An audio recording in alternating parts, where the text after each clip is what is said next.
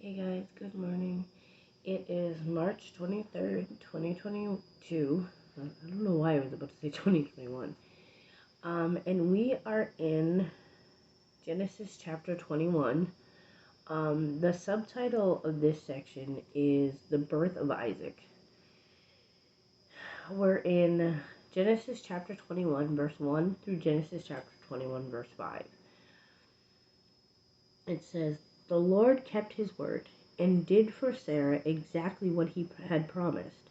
She became pregnant, and she gave birth to a son for Abraham in his old age. This happened at just the time God had said it would, and Abraham named their son Isaac. 8 days after Isaac was born, Abraham circumcised him as God has commanded. Abraham was 100 years old when Isaac was born." There's one main theme here, and it's a theme I think we all need to hear, and not just hear but understand. God gave Sarah exactly what he said he was going to. God gave Sarah a son. God gave Abraham a son, just like he said he was going to, but he did it in his perfect timing.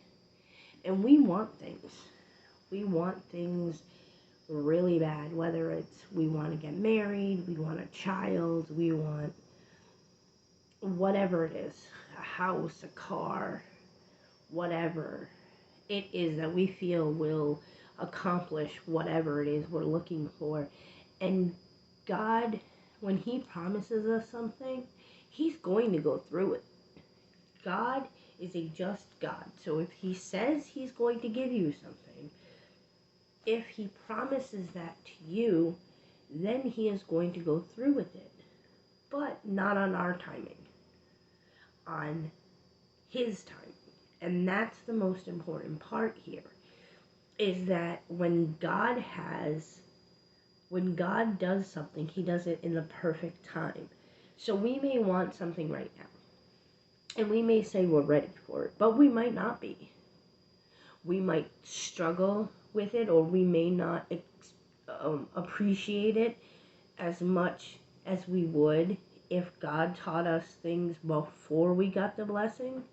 And we're going to see this in the Bible, where people try to take things into their own hands to get the blessing that God promised them. And it never goes right. I mean, we saw it with Hagar and Ishmael. It never goes right. Ever. So we have to accept the fact that sometimes it takes longer than we want. And we get impatient. We're like, God, I know I'm stuck in this situation, or I'm stuck with this longing and want in my heart. Why don't you just give it to me? Sarah and Abraham wanted a child so bad. Sarah was barren. God made a promise that she would have a child. And he told them exactly when she would have this child.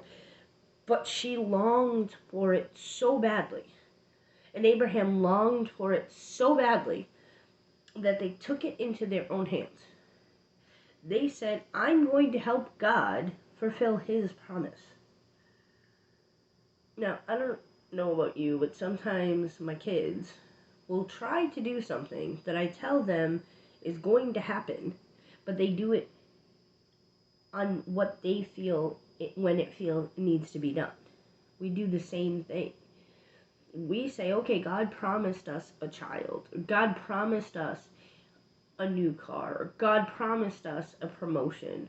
Or whatever it is. God promised that. So, I feel like I need it at this exact second, at this exact moment. And you might. You might be struggling with whatever it is. And you might say, well, this is what I need.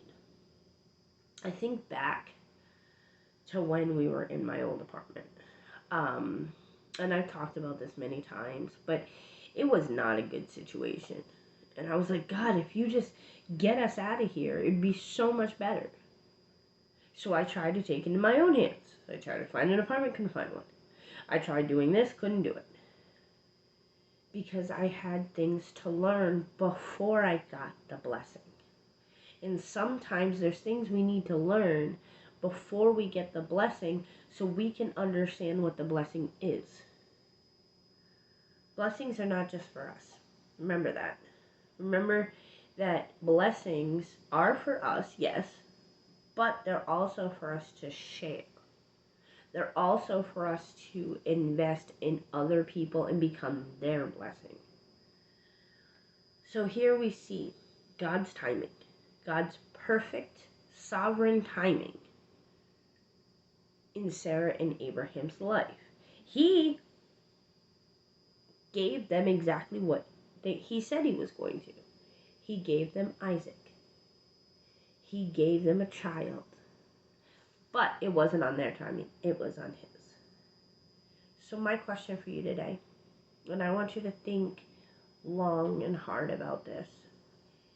What is it that you so desperately feel like you need?